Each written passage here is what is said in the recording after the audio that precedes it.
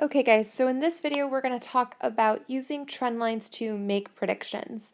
So the whole reason that humans collect data is so that we can understand from things that happen and use what has already happened to make predictions in the future.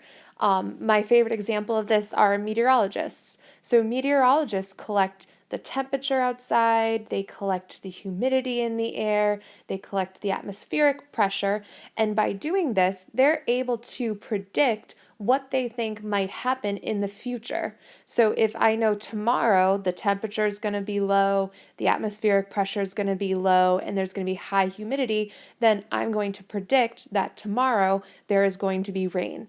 So we're going to use the trend lines of our data to make predictions because, as you guys remember, a trend line represents the average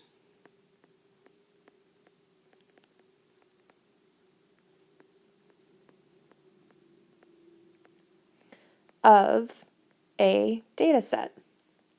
So by using the trend line, we can predict on average what is to be expected if, again, the temperature is this, the humidity is this, the atmospheric pressure is this. So let's take a look at a couple examples.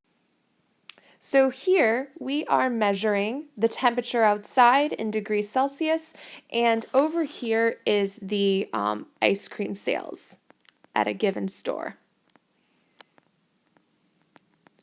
So this person wanted to know, okay, tomorrow's going to be 29 degrees Celsius. How much ice cream can I expect to sell tomorrow? Now, of course, there's going to be outliers because let's say it's 29, but it's like thunderstorming out. It very well could be that only $100 gets sold. But that's an outlier. We want to know what can we predict our sales to be. That way we know, okay, it's going to be 29 degrees tomorrow. We're going to make $750 worth of sales. We better make sure we have enough people working to meet that demand. So to make that decision, we follow up from 29 degrees.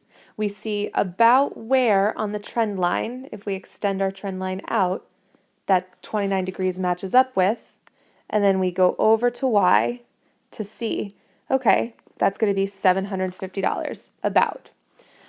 We could also predict, okay, I want to sell $300 worth of ice cream. What does the temperature need to be in order to make that sale?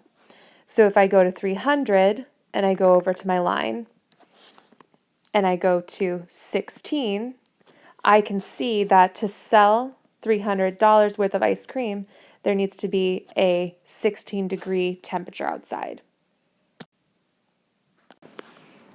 So in this scatter plot, we're measuring the age a person is versus how many emails they get per day. So let's take a minute to predict how many emails a 14-year-old gets.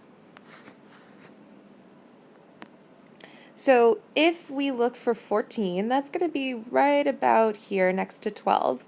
If we go up to the trend line, we can see that the line meets at a little bit under 30. So maybe a good guess would be, I don't know, 29, just below 30. So somebody that is 14 years old gets about 29 emails per day. So predict how old you are if you get 10 emails per day. So let's take a guess as to what that would be. So if we look over at 10 emails, that matches up to right before 60. So maybe 58 would be a good guess, 57 or 58. So if you get 10 emails per day, a good guess would be that you are 57 years old. So what does a good trend line look like? We talked about that a lot in our previous topic, where we said that a good trend line should have about an equal number of points above and below the line and should go through roughly the middle of the trend line.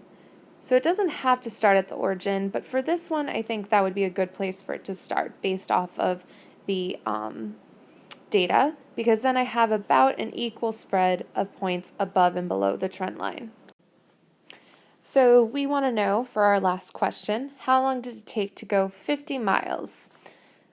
So again, we're going to line up our data to the trend line, because you can see there were multiple data points that all went 50 miles, but some were above the average time and some were below the average time. So we want to just trace our trend line